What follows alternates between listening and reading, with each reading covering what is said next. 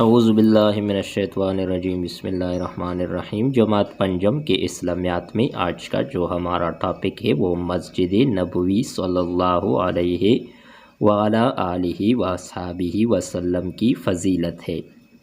مسجد نبوی مقدس ترین مساجد میں سے ایک ہے۔ مسجد نبوی میں نماز پڑھنا بہت فضیلت والا عمل ہے۔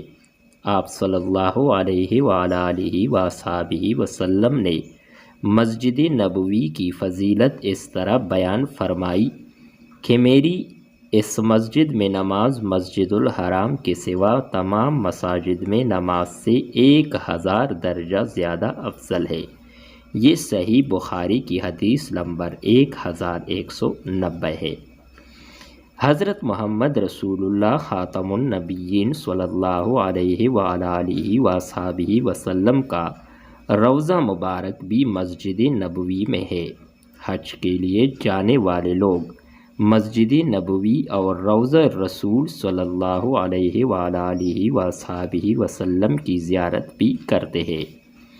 مسجد نبوی میں ایک مقام ہے جسے ریاض الجنہ کہتے ہیں۔ آپ صلی اللہ علیہ وعلی آلہ وصحبہ وسلم نے فرمایا، میرے گھر اور میرے منبر کے درمیان کی زمین جنت کے باغوں میں سے ایک باغ ہے۔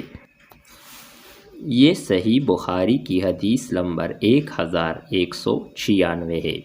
یہ تھی ہماری آج کی ویڈیو مسجد نبوی صلی اللہ علیہ وعلی آلہ وصحبہ وسلم کی فضیلت کے حوالے سے۔